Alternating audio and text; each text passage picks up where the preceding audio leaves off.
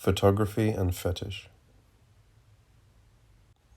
To begin, I will briefly recall some of the basic differences between film and photography. Although these differences may be well known, they must be, as far as possible, precisely defined, since they have a determinate influence on the respective status of both forms of expression in relation to the fetish and fetishism.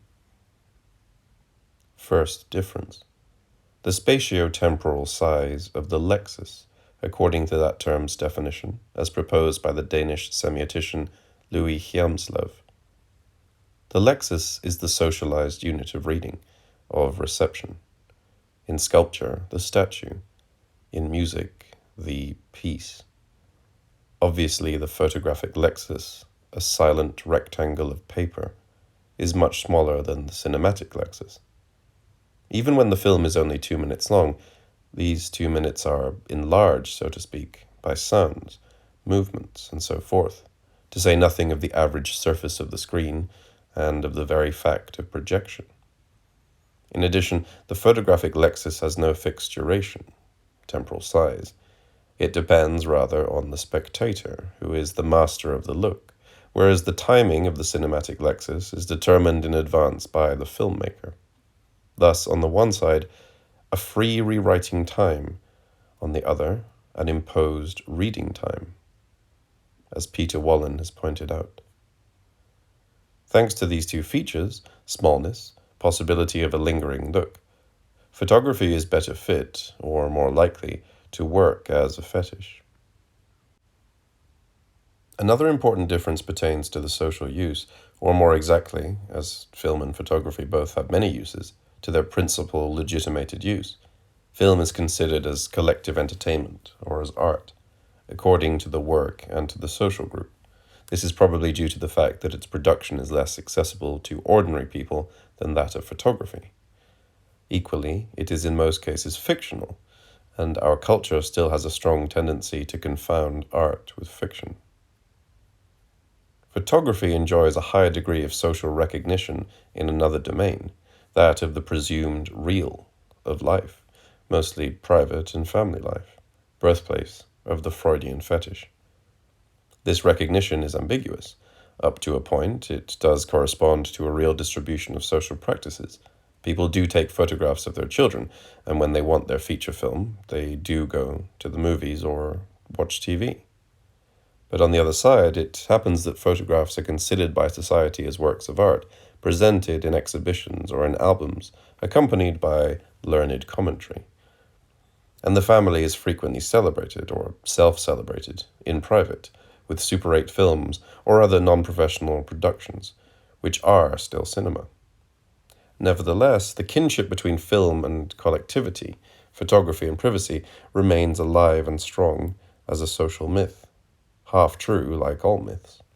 It influences each of us, and most of all the stamp, the look of photography and cinema themselves. It is easy to observe, and the researches of the sociologist Pierre Bordieu, among others, confirm it, that photography very often primarily means souvenir, keepsake. It has replaced the portrait, thanks to the historical transition from the period when long exposure times were needed for true portraits. While the social reception of film is mainly oriented towards a show business-like or imaginary referent, the real referent is felt to be dominant in photography. There is something strange in this discrepancy, as both modes of expression are fundamentally indexical, in Charles Sanders Peirce's terms. A recent remarkable book on photography by Philippe Dubois is devoted to the elaboration of this idea and its implications. Peirce called indexical the process of signification, semiosis, in which the signifier is bound to the referent not by a social convention, symbol, not necessarily by some similarity, icon, but by an actual contiguity or connection in the world. The lighting is the index of the storm. In this sense, film and photography are close to each other. Both are prints of real objects, prints left on a special surface by a combination of light and chemical action. This indexicality, of course, leaves room for iconic aspects, as the chemical image often looks like the object, Peirce considered photography as an index and an icon.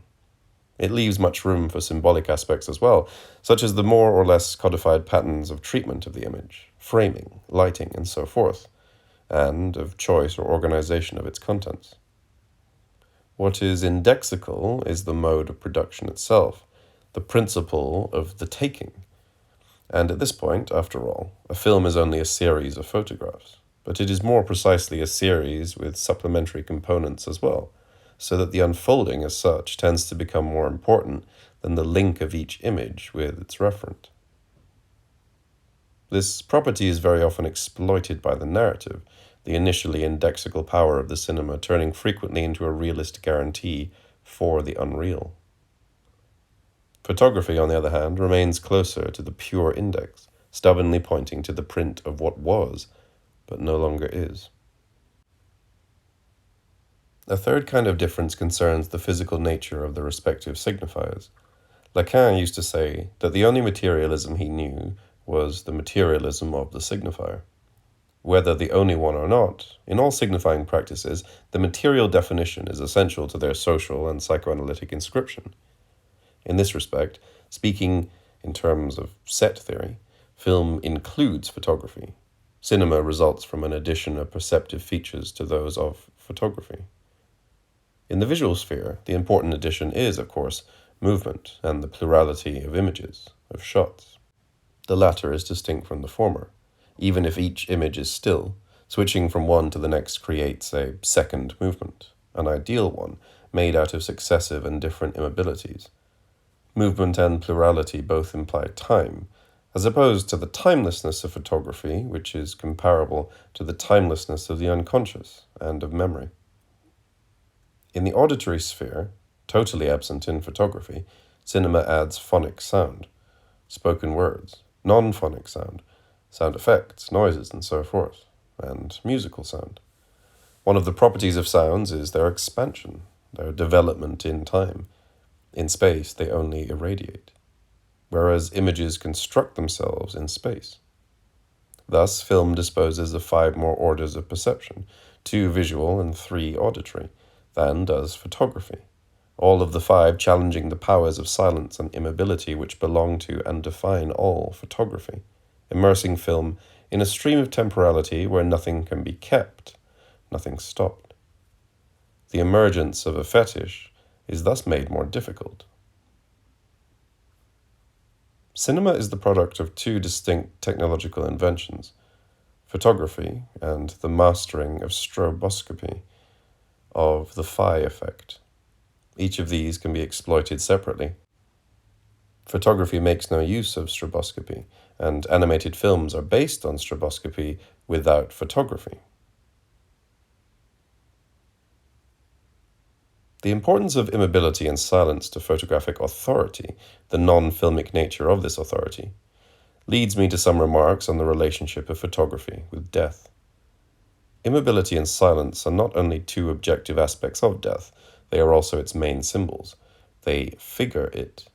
Photography's deeply rooted kinship with death has been noted by many different authors, including Dubois, who speaks of photography as thanatography, and, of course, Roland Barthes, whose Camera Lucida bears witness to this relationship most poignantly.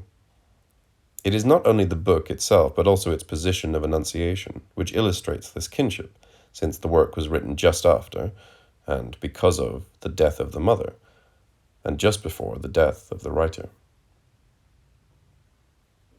Photography is linked with death in many different ways. The most immediate and explicit is the social practice of keeping photographs in memory of loved beings who are no longer alive. But there is another real death which each of us undergoes every day, as each day we draw nearer our own death. Even when the person photographed is still living, that moment when she or he was has forever vanished. Strictly speaking, the person who has been photographed, not the total person, who is an effect of time, is dead. Dead for having been seen, as Dubois says in another context. Photography is the mirror, more faithful than an actual mirror, in which we witness at every age our own aging. The actual mirror accompanies us through time, thoughtfully and treacherously. It changes with us, so that we appear not to change. Photography has a third character in common with death. The snapshot, like death, is an instantaneous abduction of the object out of the world, into another kind of time. Unlike cinema, which replaces the object after the act of appropriation, in an unfolding time similar to that of life. The photographic take is immediate and definitive, like death, and, like the constitution of the fetish in the unconscious, fixed by a glance in childhood, unchanged and always active later. Photography is a cut inside the referent. It cuts off a piece of it, a fragment, a part object, for a long immobile travel of no return. Dubois remarks that with each photograph, a tiny piece of time brutally and forever escapes its ordinary fate, and thus is protected against its own loss. I will add that in life, and to some extent in film, one piece of time is indefinitely pushed backwards by the next. This is what we call forgetting. The fetish too means both loss, symbolic castration, and protection against loss. Peter Wollen states this in an apt simile. Photography preserves fragments of the past, like flies in amber. Not by chance, the photographic act, or acting, who knows, has been frequently compared with shooting, and the camera with a gun. Against what I am saying, it could of course be objected that film as well is able to perpetuate the memory of dead persons, or of dead moments of their lives. Socially, the family film, the Super 8, and so forth, to which I previously alluded, are often used for such a purpose. But this pseudo-similarity between film and photography leads me back, in a paradoxical way, to the selective kinship of photography, not film, with death, and to a fourth aspect of this link. The two modes of perpetuation are very different in their effects, and nearly opposed.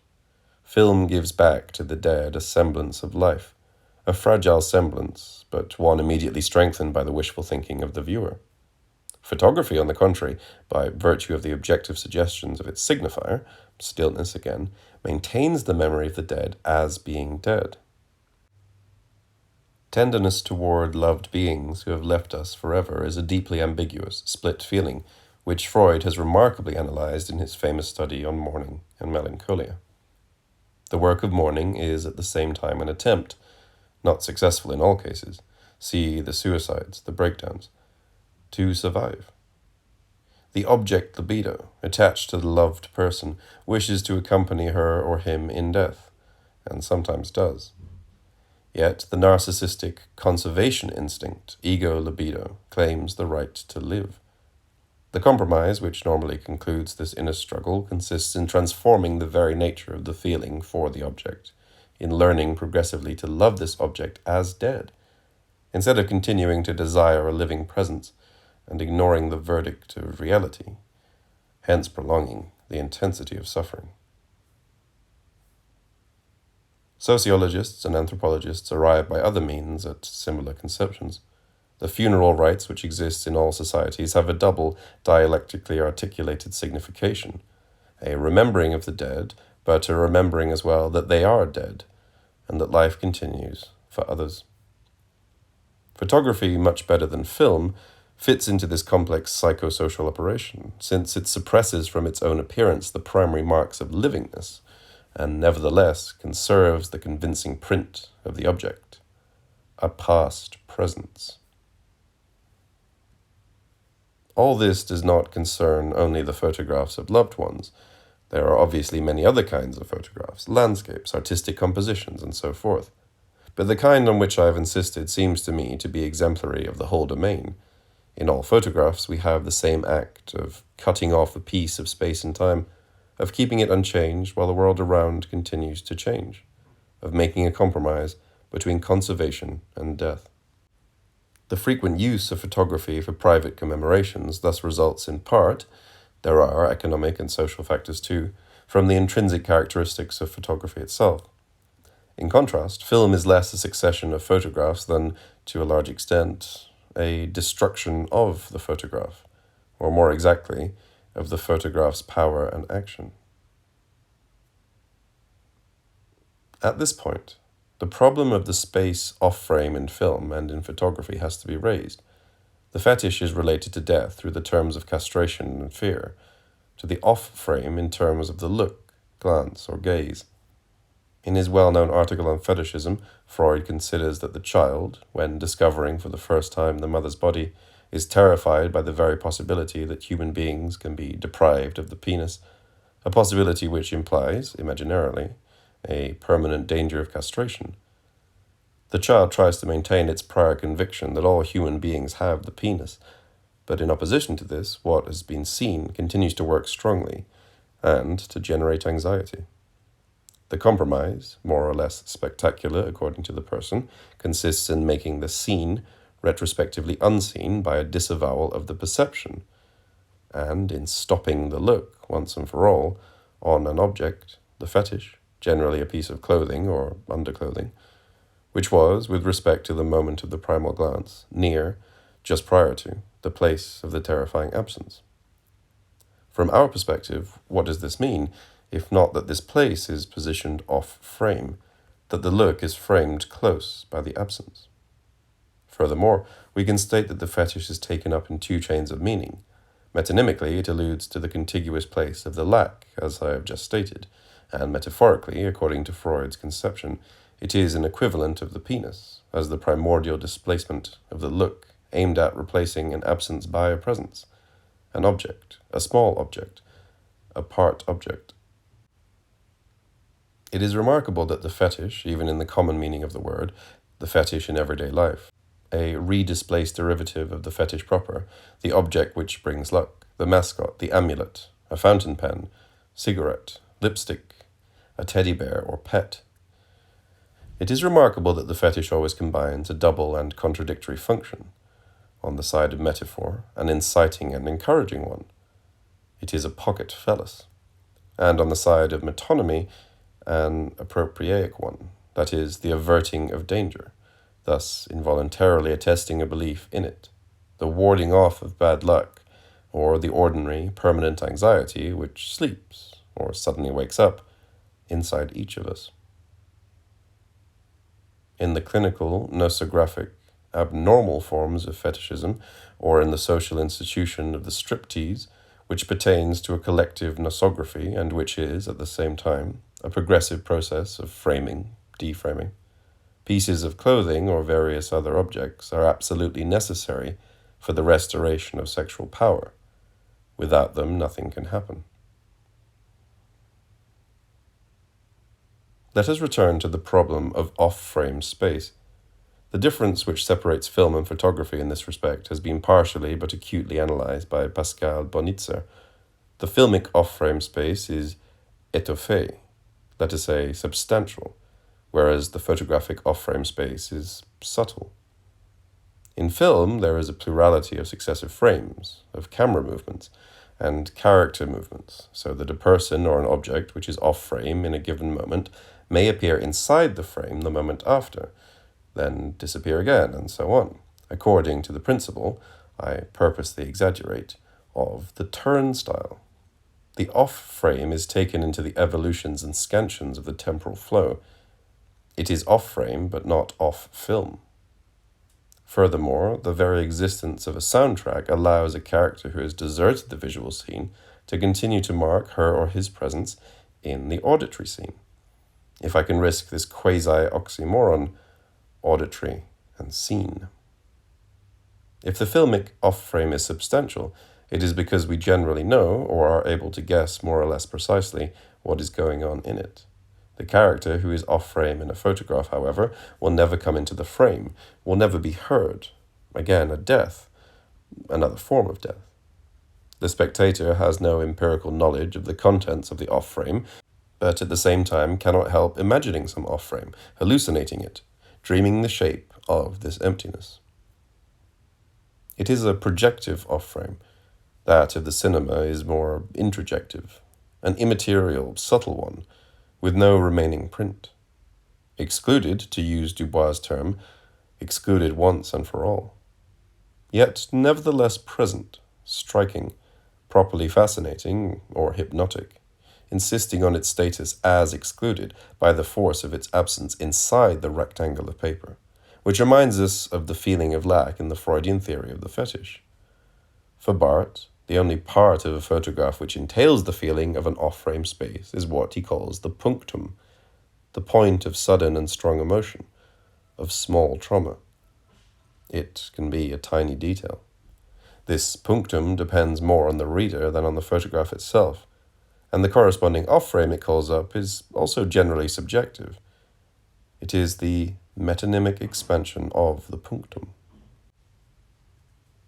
Using these strikingly convergent analyses, which I have freely summed up, I would say that the off-frame effect in photography results from a singular and definitive cutting off, which figures castration and is figured by the click of the shutter. It marks the place of an irreversible absence, a place from which the lock has been averted forever. The photograph itself, the in-frame, the abducted part space, the place of presence and fullness, although undermined and haunted by the feeling of its exterior, of its borderlines, which are the past, the left, the lost, the far away, even if very close by, as in Walter Benjamin's conception of the aura. The photograph, inexhaustible reserve of strength and anxiety, shares, as we see, many properties of the fetish as object, if not directly of fetishism as activity. The familiar photographs that many people carry with them always obviously belong to the order of fetishes in the ordinary sense of the word. A film is much more difficult to characterize as a fetish. It is too big, it lasts too long, and it addresses too many sensorial channels at the same time to offer a credible unconscious equivalent of a lacking part object. It does contain many potential part objects, the different shots, the sounds, and so forth, but each of them disappears quickly after a moment of presence, whereas a fetish has to be kept, mastered, held, like the photograph, in the pocket. Film is, however, an extraordinary activator of fetishism. It endlessly mimes the primal displacement of the look between the seen absence and the presence nearby. Thanks to the principle of a moving cutting off, thanks to the changes of framing between shots, or within a shot, tracking, panning, characters moving into or out of the frame, and so forth, cinema literally plays with the terror and the pleasure of fetishism, with its combination of desire and fear. This combination is particularly visible, for instance, in the horror film, which is built upon progressive reframings that lead us through desire and fear, nearer and nearer the terrifying place. More generally, the play of framings and the play with framings, in all sorts of films, work like a striptease of the space itself, and a striptease proper in erotic sequences when they are constructed with some subtlety. The moving camera caresses the space, and the whole of cinematic fetishism consists in the constant and teasing displacement of the cutting line which separates the seen from the unseen. But this game has no end. Things are too unstable, and there are too many of them on the screen. It is not simple, although still possible, of course, depending on the character of each spectator, to stop and isolate one of these objects, to make it able to work as a fetish. Most of all, a film cannot be touched, cannot be carried and handled, although the actual reels can. The projected film cannot. I will deal more briefly with the last difference, and the problem of belief-disbelief, since I have already spoken of it. As pointed out by Octave Mannoni, Freud considered fetishism the prototype of the cleavage of belief. I know very well, but... In this sense, film and photography are basically similar.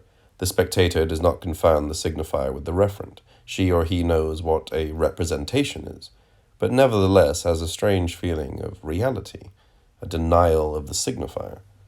This is a classical theme of film theory. But the very nature of what we believe in is not the same in film and photography.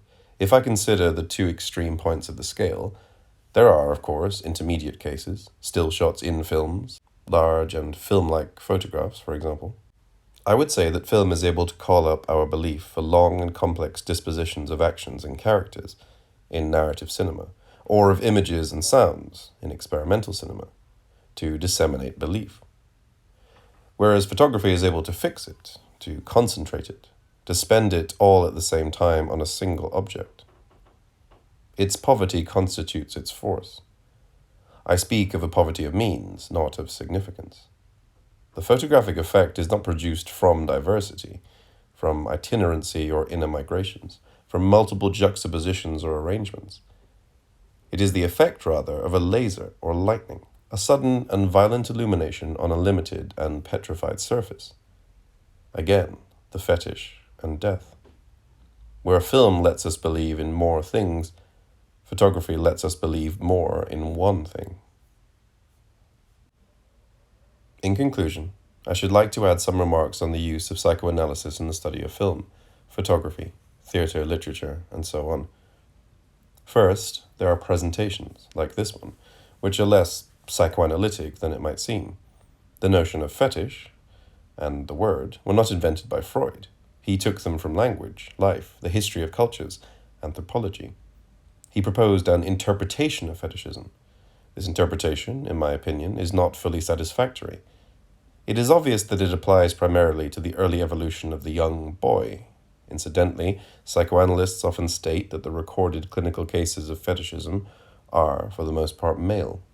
The fear of castration and its further consequence, its fate, are necessarily different, at least partially, in children whose body is similar to the mother's.